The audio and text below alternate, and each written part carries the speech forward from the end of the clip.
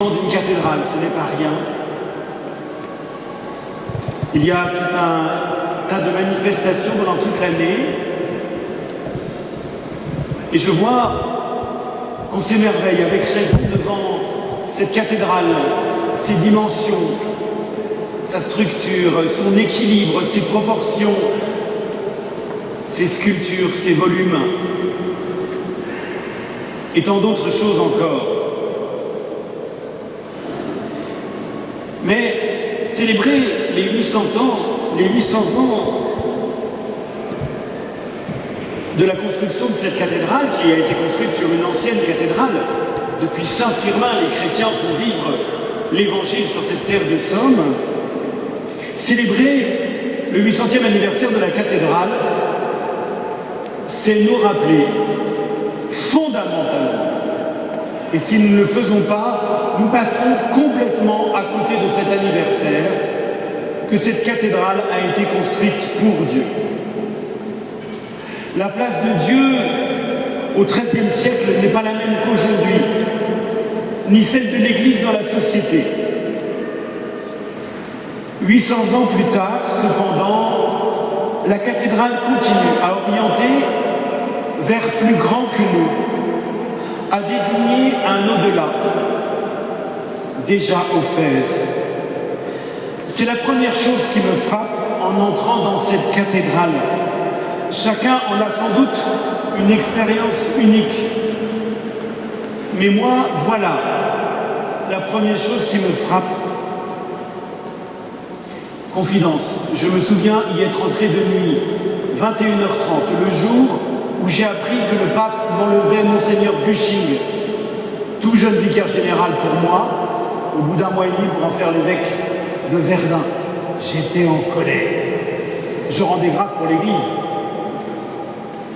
Et je suis venu tout seul dans cette cathédrale. Oui, c'est la première chose qui me frappe en entrant dans cette cathédrale, insaisissable dans son ensemble, de quelques lieux qu'on se trouve. Disproportionnée, on m'a repris sur ce mot, mais tellement grande par rapport à la ville d'Amiens il y a 800 ans et encore aujourd'hui. Édifice au volume impressionnant, baigné dans le soleil picard ou dans le brouillard picard. Cette cathédrale nous élève. Elle ne nous écrase pas, elle nous élève d'une manière toute particulière. Elle nous séduit jusqu'à éventuellement nous sidérer, nous couper le souffle, provoquant comme une sortie de nous-mêmes, ou plutôt comme un dépouillement de toute superficialité pour entrer dans une intériorité insoupçonnée. C'est le premier point des 5 points que je voudrais aborder avec vous, l'intériorité. Je parlerai aussi de liberté, je parlerai aussi de rencontres pour le monde, je parlerai encore de mission et de Notre-Dame. Mais le premier point, c'est que cet immense nous invite à l'intériorité. Pour la plupart de nos contemporains, l'intériorité se présente comme un inaperçu, comme une grande inconnue. De quoi parle-t-on? Notre société, soumise aujourd'hui à la domination d'un modèle ultra-libéral, technocratique, utilitariste et consumériste, ne permet plus guère l'expérience de l'intériorité. L'intériorité, la Bible et la tradition chrétienne parlent de cœur. L'intériorité est ce lieu où je fais l'expérience que je ne peux pas être réduit à une chose, à un algorithme, à un calcul ou un objet utilitaire ou commercial. C'est faire l'expérience qu'il y a en moi quelque chose qui n'est pas de moi et qui est plus grand que moi, tout en étant complètement en moi. Paradoxe de la personne humaine qui ne devient vraiment elle-même qu'en s'ouvrant à plus grand qu'elle sans en être absorbée. Il me semble que la cathédrale Notre-Dame d'Amiens permet d'en faire tout particulièrement l'expérience. Une intériorité qui élève, qui ne replie pas mais qui ouvre à plus grand. Une intériorité qui me rend à moi-même en me provoquant à la rencontre, en m'ouvrant à une promesse qui travaille le réel, ma vie concrète, en sa profondeur. Quand je m'assois dans le milieu de cette nef, je ne fais pas l'expérience du vide. Je fais l'expérience de ce qu'au cœur du temps et de sa frénésie actuelle, le temps est lui-même comme suspendu. Il m'offre l'espace d'une gratuité inattendue, d'un au-delà qui vient à moi, pour moi. Il naît, dans la foi chrétienne, de véritable intériorité que pour la rencontre. La cathédrale Notre-Dame d'Amiens a été construite en l'honneur de la rencontre entre Dieu et les hommes pour permettre cette rencontre et en vue de cette rencontre. Elle a été construite en l'honneur de la rencontre entre Dieu et les hommes. La splendeur de cette cathédrale est une action de grâce, une louange à Dieu le Père qui, en Jésus, dans la grâce de l'Esprit, est venu et vient sans cesse nous rencontrer. Cette cathédrale est une double reconnaissance. Reconnaissance de celui sans qui nous ne sommes rien, de celui qui, plus intime à nous-mêmes que nous-mêmes, n'en demeure pas moins toujours autre et donateur de vie. Reconnaissance en même temps du don qu'est Dieu lui-même, de son don effectif en Jésus, dans la grâce de l'Esprit. La grandeur de l'architecture et de la liturgie, toujours célébrée dans cette cathédrale, ne font que nous introduire à l'incroyable humilité de Dieu qui épouse l'homme en Jésus et par la grâce de l'Esprit se donne en nourriture de salut, en énergie pour l'homme à chaque Eucharistie. Louange à Dieu, cette cathédrale se propose encore comme médiatrice de la rencontre avec Dieu aujourd'hui. Celui qui y entre, et beaucoup cet après-midi y entrent. Frères et sœurs, ils entrent, touristes, ils sortiront pèlerins. Vous priez pour ça. Celui qui entre dans cette cathédrale et veut bien s'y arrêter quelques instants est bousculé, déplacé, provoqué au silence, au moins au silence intérieur. Quelque chose en lui s'éveille. Rendez-vous lui est donné au plus intime de lui-même par ce Dieu qui le sauve et le veut vivant. Quand bien même il ne saurait pas le nommer, ce Dieu l'attend, s'offre à lui et désire lui révéler la puissance de son amour sauveur. Louange à Dieu, médiatrice de sa rencontre aujourd'hui, la cathédrale a été construite en vue de la rencontre plénière avec Dieu, de la rencontre définitive. C'était extrêmement fort au Moyen-Âge, beaucoup plus fort qu'aujourd'hui. S'il est fort probable que notre compréhension de l'au-delà de la mort ait évolué depuis 800 ans, et des conditions pour l'accueillir. Aujourd'hui comme hier, notre cathédrale pointe comme une flèche vers Dieu qui sauve, qui veut le meilleur pour nous et récapitulera toutes choses en son Fils lors de son retour dans la gloire. Comme une déchirure dans les préoccupations du monde, notre cathédrale se dresse pour dire que le temps n'est pas une succession infinie, se perdant dans l'éternelle répétition ou débouchant sur le vide, mais que ce temps est orienté vers celui qui récapitulera tout dans l'amour. Ce n'est pas le vide qui nous attend. Ce signe me paraît beaucoup plus actuel qu'il n'y paraît. Face au modèle technocratique qui semble aujourd'hui réduire l'homme au calcul de quelques algorithmes, face aux évolutions climatiques dont beaucoup ne semblent pas mesurer l'ampleur, j'entends une inquiétude croissante, notamment parmi les plus jeunes générations. Des peurs se réveillent, jusqu'à la peur inconnue des 30 glorieuses, des années 50-80 dans lesquelles j'ai été éduqué. Des peurs se réveillent de la fin du monde.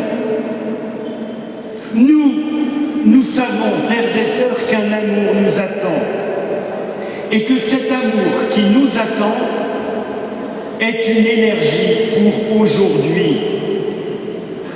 L'auteur de la lettre aux Hébreux dans la Bible déclare que participants de l'Esprit Saint, nous sommes participants de l'Esprit Saint. L'auteur de la lettre aux Hébreux déclare donc que participants de l'Esprit Saint, nous goûtons dès aujourd'hui les forces du monde à venir. Participants de l'Esprit Saint, nous goûtons dès aujourd'hui les forces du monde à venir. Désignant ce qui semble au-delà du temps, la cathédrale ne cesse de dire, silencieusement mais avec force, que cet au-delà du temps travaille le temps et qu'il s'offre à tous, sans exception, comme puissance de vie, de fraternité, de salut et de paix. Premier appel à nous qui sommes ici présents et à tous les baptisés de la Somme à l'occasion de ce 800e anniversaire. Premier appel que nous lance la cathédrale Notre-Dame d'Amiens. Où en es-tu de ton intériorité, de ton amitié avec le Christ? Est-elle en friche ou endormie? Comment la travailles-tu? L'amitié se nourrit, se travaille. Comme si la cathédrale nous disait « Viens te poser en mon sein, arrête-toi quelques instants, viens faire l'expérience de la gratuité et dispose-toi à la rencontre. Dispose-toi à la rencontre, celle que Dieu veut vivre avec toi aujourd'hui, celle qu'il prépare pour toi et pour tous en son Fils Jésus, quand il reviendra dans la gloire. Au fond de ton intériorité, c'est-à-dire au plus intime de toi-même, c'est ta liberté qui est sollicitée. Veux-tu bien te décider pour moi, ton Seigneur et ton Dieu? Te demande celui en qui tout est créé, a été créé et pour qui a été construit cette cathédrale. L'intériorité nous mène à la question de la liberté et c'est le deuxième point. Frères et sœurs, dans un contexte qui a tellement changé et qui fait que pour la plus grande partie d'entre nous, nous ignorons tout, ou à peu près tout, des sentiments de ceux qui l'ont vu construire, cette cathédrale continue à servir la rencontre de Dieu, son salut offert à tous les hommes. Si la foi, qui est rencontre et salut, si la foi est toujours une grâce, un don de Dieu, cette grâce ne vient pas nous instrumentaliser. Nous ne sommes pas un instrument, un objet entre les mains de Dieu. Elle ne nous manipule pas. Elle ne peut rien faire.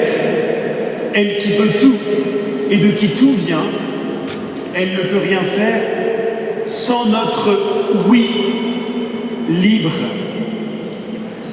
C'est pourquoi la foi guérit et stimule notre liberté appelée à se déterminer pour Dieu. C'est pour que vous soyez vraiment libres que Christ vous a libérés, dit saint Paul dans la lettre aux Galates. Le don de la grâce investit ma liberté, sans la décision de laquelle elle ne pourra pas se déployer pour nous et pour le monde. La cathédrale, en me permettant l'expérience du cœur, de l'intériorité, me pose la question de la liberté. Que fais-tu de ta liberté? La décision pour Dieu est toujours devant nous. Souvenez-vous l'évangile de ce jour, de ces pierres, je pourrais faire bâtir des fils d'Abraham, disait Jésus, je pourrais faire naître des fils d'Abraham. Il s'opposait de manière violente à ceux qui faisaient de la foi une possession, une prérogative, un acquis. Notre oui est toujours devant nous. Dans la grâce de l'Esprit, nous sommes appelés à choisir le Christ comme pierre angulaire, comme fondement et plénitude de notre humanité, comme salut, j'ose le mot, comme santé pour notre vie. Pas comme une relation parmi les relations, mais comme la relation source de toute relation. Pas comme une hypothèse parmi d'autres hypothèses, mais comme le seul réel. Jésus est le seul réel, ouvrant tous les possibles. Pas comme la cerise sur le gâteau, la possession endormie ou l'émoustillement d'une religion bourgeoise, mais comme le feu qui brûle, la vie vivante qui vivifie. Vous savez que j'aime beaucoup cette formule. La vie vivante qui vivifie. Le salut qui donne la paix. Notre monde en crève. Le salut qui donne la paix, l'espérance en acte. Nouvelles interpellations que je reçois de notre cathédrale Notre-Dame au moment où nous ouvrons son 800e anniversaire. Poursuivons notre méditation. Cette cathédrale, parce qu'elle est construite pour Dieu, a été construite pour l'homme et pour le monde. C'est mon troisième point. L'intériorité à laquelle elle convoque ne nous laisse jamais seuls. Elle nous inscrit dans une histoire. Les portails, vous les avez, j'espère, admirés. Les portails de notre cathédrale et leurs centaines de personnages nous engagent immédiatement dans un peuple.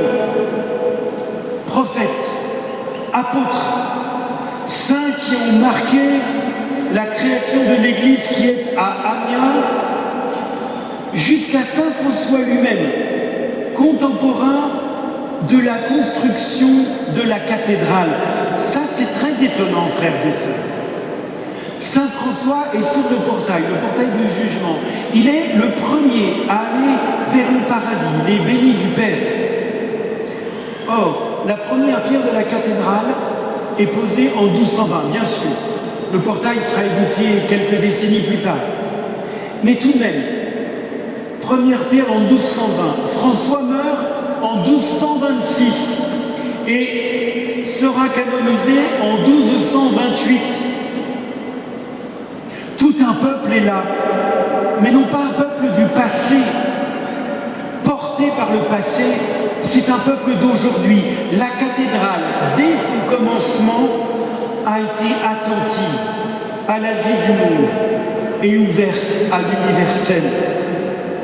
L'histoire dont elle témoigne n'est pas une histoire passée, elle est une histoire dans laquelle est engagé celui ou celle qui y pénètre. L'expérience d'intériorité que sert cette cathédrale ouvre à la rencontre. Rencontre de Dieu d'abord, mais tout autant et dans le même mouvement, parce que notre Dieu est le Dieu de l'incarnation et du salut pour tous. Insertion dans la communion des saints et rencontre des frères. L'intériorité, parce qu'elle nous donne de rencontrer Dieu, nous insère dans la communion des saints et nous envoie à la rencontre des frères. La cathédrale a toujours été un lieu de rencontre. Et encore aujourd'hui, le monde qui y passe, c'est bien le sens de la liturgie que de rassembler les hommes et les femmes devenus fils et filles de Dieu par le baptême, et donc frères et sœurs, pour la louange de Dieu. Une louange, là aussi, qui n'accapare pas, mais qui envoie. Entrer dans la louange de Dieu, c'est naître à une intimité qui ne nous accapare pas, mais nous envoie. Une rencontre de Dieu qui appelle à la rencontre pour la louange tous ensemble et à la rencontre missionnaire pour le salut. La place des tombes des premiers évêques dans la cathédrale qui a bougé, vous les avez dans la nef. Mais au départ, la place des tombes des premiers évêques dans la cathédrale, Évrard de Fouilloire, qui a posé la première pierre de cette cathédrale, premier évêque qui a posé la pierre, mais le premier évêque c'est Saint Firmin. Il y avait déjà 800 ou 900 ans de christianisme sur notre belle terre de Somme. Donc les tombes des premiers évêques qui ont permis cette cathédrale, Évrard de Fouilloire, Geoffroy II et Arnaud de la Pierre, étaient initialement beaucoup plus proches du cœur. Et ce positionnement insiste sur l'idée que l'Église, comme peuple rassemblé par le Christ, est envoyée par les apôtres du Christ au souffle de l'Esprit pour annoncer le salut. C'est la deuxième série d'interpellations que la cathédrale nous lance à l'entrée de la célébration dans ce 800e anniversaire. Plus tu plongeras en moi, te dit celui pour qui a été construite cette cathédrale, plus tu rencontreras tes frères. Dans un monde qui a peur de la différence, à tel point qu'elle ne sait plus du tout la penser et qu'elle la rejette. La cathédrale Notre-Dame nous provoque encore à la rencontre, à commencer par celle des plus démunis. Permettez-moi ici de vous partager 3 événements récents qui m'ont marqué. Le premier nous renvoie à la fête de la Saint-Firmin de cette année 2019. La tempête et la pluie nous ont obligés à nous replier dans la cathédrale. L'apéritif puis le déjeuner n'ont pas eu lieu sur le parvis, mais dans cette cathédrale, essentiellement dans le déambulatoire, mais pas seulement.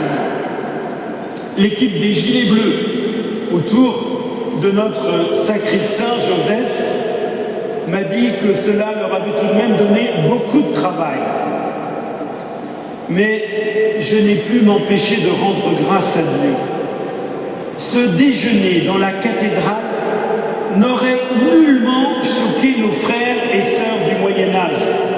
Au contraire, je pense que dans la communion des saints, ils ont dansé toute la journée et ils ont rendu grâce à Dieu.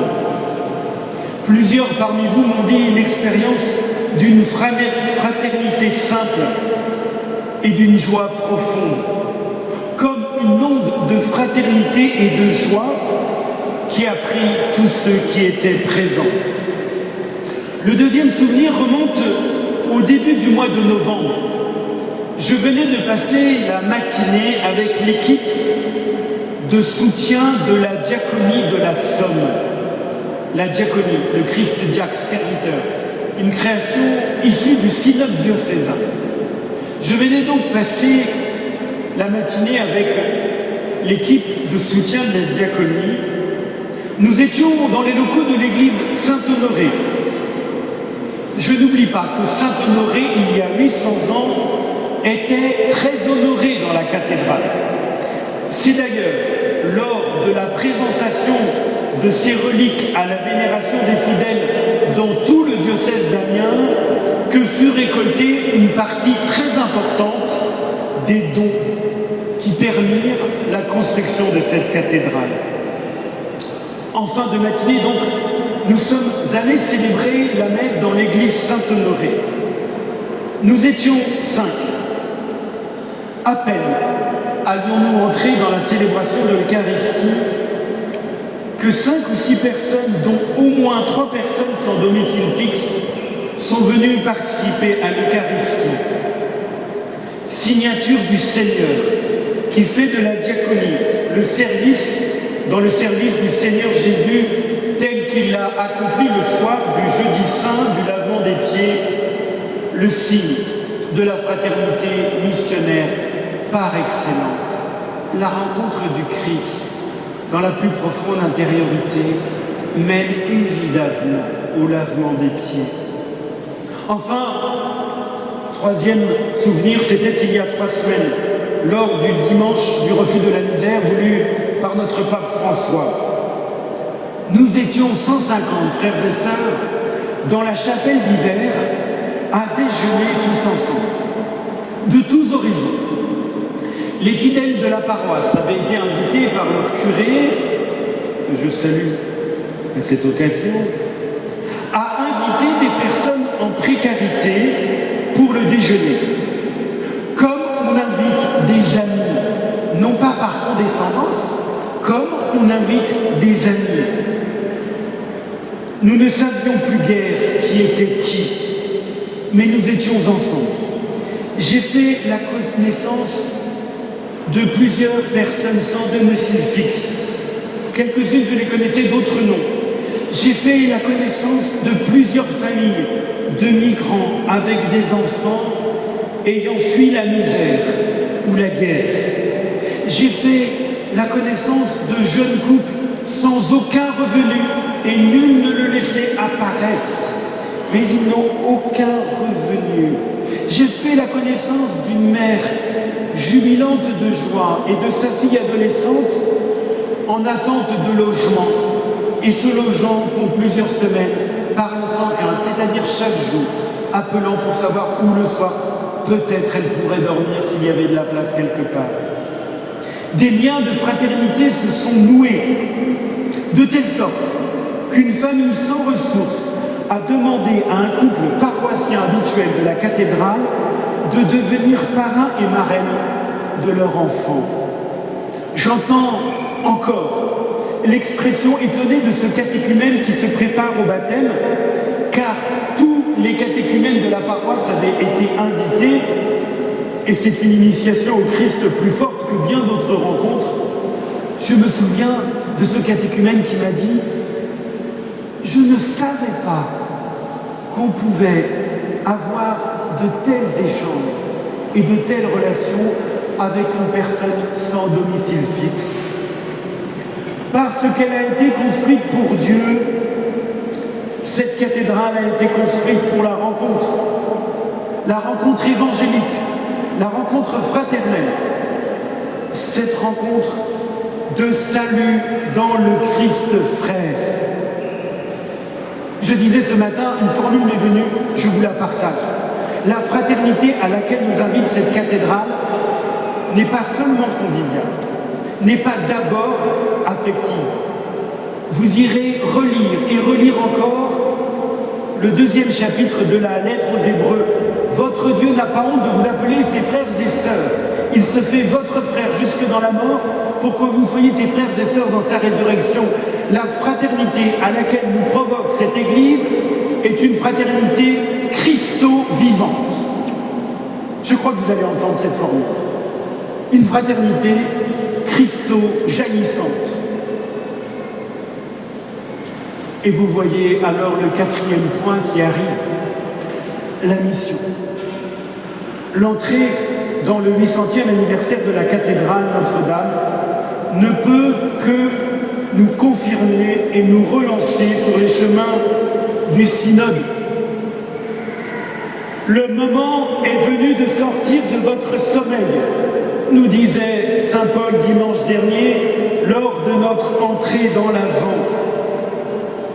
Peut-être quelques-uns parmi vous ont lu le dernier édito de la newsletter. La cathédrale veut encore aujourd'hui réveiller notre désir de Dieu. Je voudrais tant que vous soyez brûlés au feu du désir.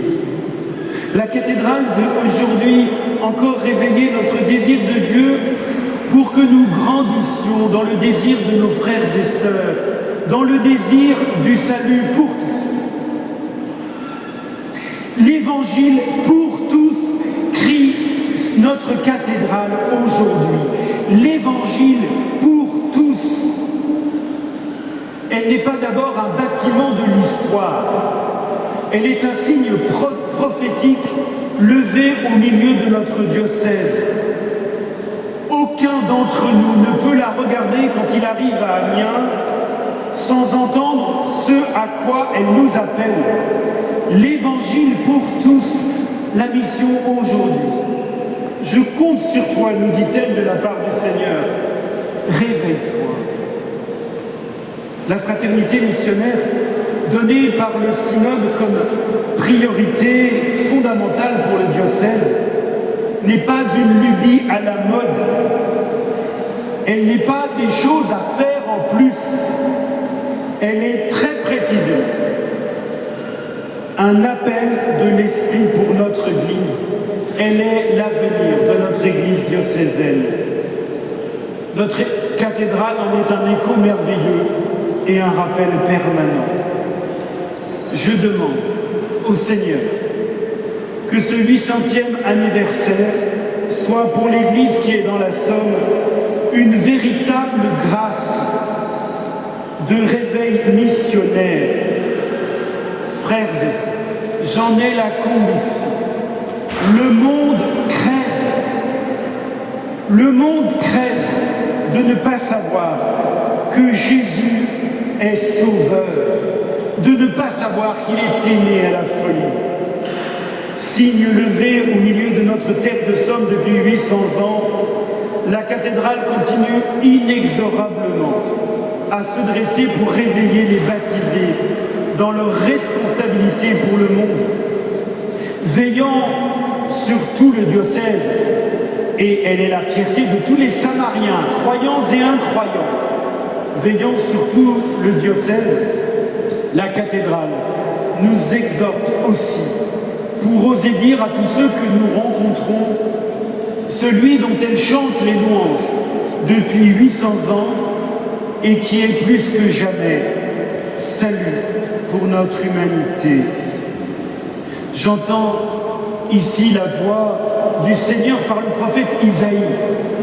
Regardez le portail du beau Dieu, le beau Dieu au centre, les apôtres, 12, 6 de chaque côté, les 4 grands prophètes après, Isaïe, Ézéchiel, Jérémie, Daniel, 2 de chaque côté.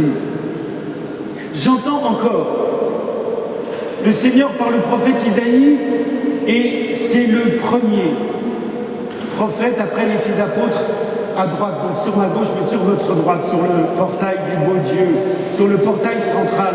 J'entends encore le prophète Isaïe dire « Qui enverrai-je » et le prophète de répondre « Me voici, envoie-moi ». Cette cathédrale dit au nom du Seigneur « Qui enverrai-je » et notre diocèse répond aujourd'hui « Me me voici, envoie-moi.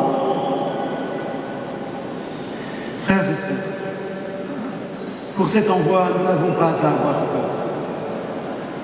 Notre cathédrale, et c'est mon 5e point, a été dédiée à Notre-Dame.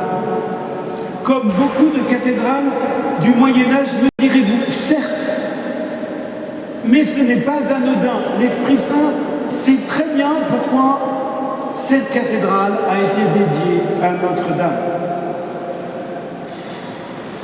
Nous ne fêtons pas les 800 ans de la cathédrale d'Amiens, mais bien les 800 ans de la cathédrale Notre-Dame d'Amiens.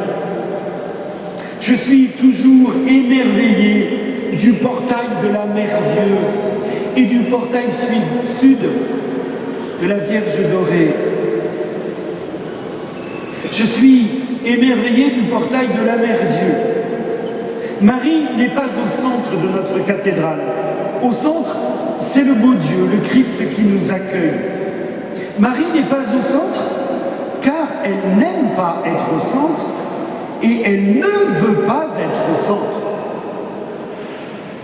Sa joie profonde, c'est tout son être, est de désigner Jésus, son Fils, comme l'unique centre, l'unique source et l'unique plénitude.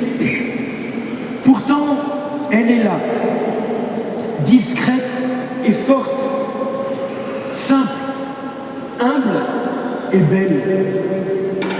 Marie, celle qui a dit oui et dont le oui fait ce qu'elle ne pouvait pas faire d'elle-même. Oui, le oui de Marie fait ce qu'elle n'aurait jamais pu faire d'elle-même. Son oui nous donne Jésus. Marie, refuge très sûr, était honorée pour sa tendresse maternelle, son humanité totalement ouverte au don de Dieu. Notre terre de Somme a été traversée par tant d'épreuves depuis 800 ans. Notre cathédrale a été miraculeusement épargnée, mais notre terre de Somme a été tellement abîmée. Plus d'un siècle après, notre terre est encore marquée par les stigmates de la Grande Guerre. Et que de peur aujourd'hui, que de repli sur soi, que de tristesse, que de désespoir, même dans notre Église, frères et sœurs, que de regards de travers, que d'a priori parfois. Tous générateurs de violence. Marie, refuge très sûr, dans sa tendresse maternelle, toujours donnée par Jésus, pour qu'elle demeure chez nous et puisse ainsi nous conduire à Jésus. Voici ta mère, voici ton fils, dit Jésus sur la croix à Marie et aux disciples bien-aimés. Sur la croix, Marie ne dit pas Jésus ne peut pas dire l'accessoire, il dit l'essentiel, cette parole, testament dont une, qui nous donne Marie pour mère. Marie au cœur immaculé, comme aime le dire la tradition. Je dois le reconnaître, frères et sœurs, jusqu'il y a très peu, jusqu'il y a quelques mois, je n'aimais pas cette expression « cœur immaculé ». Cœur me paraissait trop affectif. Et si l'affectivité est à honorer, je suis las d'une époque qui me semble avoir abdiqué la raison et ne plus savoir réfléchir qu'à partir de ses affects. Quant à immaculé, c'est un mot que je ne comprenais pas. Il me paraissait suspect. Il me semblait renvoyer à une pureté imaginaire, désincarnée et fantasmatique. Mais le cœur, c'est l'intériorité, toute la Bible le décrit. C'est le lieu de la rencontre de Dieu, de son accueil en nous, et alors forcément en Jésus qui s'est donné pour la multitude, le lieu de l'envoi vers tous nos frères.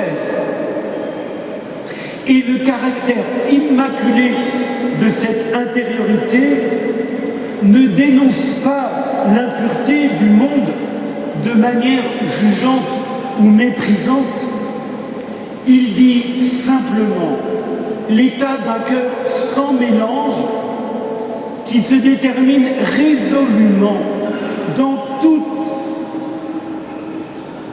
les dimensions, dans toutes les fibres de son être et dans tout, j'ose l'expression, dans tous les pores de sa peau pour Dieu. Le caractère immaculé dit la liberté totale. Le cœur immaculé de Marie est ce lieu où se révèle la profondeur de cette femme qui dit oui en toute liberté, qui dit totalement oui, qui dit absolument oui, qui dit définitivement oui à Dieu, et donc à la vie, et donc à l'avenir. Alors la joie jaillit et ligne. Dieu en Christ, dans la grâce de l'Esprit qui couvre de son ombre, il a couvert Marie, il nous couvre de son ombre. Dieu en Christ est donné au monde dans la chair, comme le salut, comme l'espérance, comme la joie possible. Marie est en fait le modèle du disciple missionnaire. Apprendre avec elle à regarder Jésus comme elle le regarde, c'est entrer avec elle dans son mystère de vie vivifiante donnée pour le monde. C'est oser l'intériorité fraternelle et missionnaire. Alors, au moment de conclure, il me semble que cette cathédrale Notre-Dame et la célébration du 800e anniversaire nous tournent vers l'avenir. Notre cathédrale Notre-Dame, par ses sculptures nombreuses, non seulement celle du portail ou celle des stalles, plus de 4000 figurines. Notre cathédrale d'Amiens, Notre-Dame d'Amiens, est une parole de Dieu. Ne l'oubliez jamais, frères. Une parole de Dieu adressée aux hommes et aux femmes de notre temps. Dans un monde majoritairement chrétien, il y a 800 ans, elle faisait œuvre de catéchèse. Elle désignait l'horizon du salut pour lequel nous sommes faits en nous donnant des clés pour accueillir ce mystère et en vivre. 800 ans après, dans un monde qui n'est plus chrétien, la cathédrale demeure, ce signe tendu vers celui que le monde désire sans le connaître et qui est pourtant son horizon et sa plénitude. Et je voudrais qu'elle nous secoue, cette cathédrale. Si elle reste encore une œuvre catéchétique hors pair, elle est davantage encore aujourd'hui un signe prophétique qui nous demande d'assumer notre héritage, un héritage qui nous tourne vers l'avenir, un héritage missionnaire. La cathédrale Notre-Dame d'Amiens se dresse 800 ans après le début de sa construction pour nous appeler au nom de Dieu à l'annonce de l'Évangile. C'est la plus grande charité et le plus grand service que nous pouvons rendre à notre monde, frères et sœurs. Et ce service-là, nous seuls pouvons le faire. Tant d'autres choses que le monde fait merveilleusement. Et gloire à Dieu. Notre spécificité. Nous n'avons d'autre cadeau à faire au monde que Jésus. Beaucoup s'émerveillent de la dimension architecturale, picturale, patrimoniale, sculpturale de la cathédrale. Je ne peux que m'en réjouir. Mais elle est tellement plus que cela. Elle est un signe prophétique et missionnaire. Elle a été construite pour Dieu et pour que l'homme vive de sa rencontre et du salut. Frères et sœurs, à nous de maintenir vivant ce signe. C'est dans ce sens-là que pendant l'année du 800e anniversaire de la cathédrale Notre-Dame d'Amiens, j'aurai la très grande joie de renouveler la consécration de notre diocèse au cœur immaculé de Marie. Monseigneur Dizien avait consacré notre diocèse à Marie le 7 octobre 1914, alors que la guerre avait déjà fait des ravages dans la Somme. Les circonstances ont profondément évolué depuis plus d'un siècle, bien sûr. Mais les peurs, les inquiétudes, les crises, la violence sont encore là. Il est plus que jamais d'actualité d'être renouvelé dans notre intériorité fraternelle et missionnaire. Je vous donne donc rendez-vous le 1er juin 2020, lundi de la Pentecôte, fête de Sainte Marie, Mère de l'Église, à 15h30, au souffle de l'Esprit que nous aurons célébré la veille lors de la fête de la Pentecôte. Je confierai à nouveau le diocèse, je le consacrerai à celle que la tradition appelle aussi l'épouse de l'Esprit, pour que nous devenions vraiment cette Église au souffle de l'Esprit, celle qui ne cesse de rechoisir Jésus, celle qui se laisse renouveler dans l'activité missionnaire qui fait son identité. La cathédrale a été construite pour la gloire de Dieu et le salut du monde. Elle nous appelle aujourd'hui à servir la joie de Dieu et la joie du monde. Ce sera alors la plénitude de notre joie. Permettez-moi de terminer par une citation de la première lettre de Jean, les premiers versets, qui disent beaucoup mieux ce que je viens de dire. Ce qui était depuis le commencement, ce que nous avons entendu, ce que nous avons vu de nos yeux, ce que nous avons contemplé et que nos mains ont touché du Verbe de vie, nous vous l'annonçons. Oui, la vie s'est manifestée, nous l'avons vue et nous en rendons témoignage. Nous vous annonçons la vie éternelle qui était auprès du Père et qui s'est manifestée à nous. Ce que nous avons vu et entendu, nous vous l'annonçons à vous aussi, pour que vous aussi, vous soyez en communion avec nous. Or, nous sommes, nous aussi, en communion avec le Père et avec son Fils, Jésus-Christ. Et nous écrivons cela afin que notre joie soit parfaite.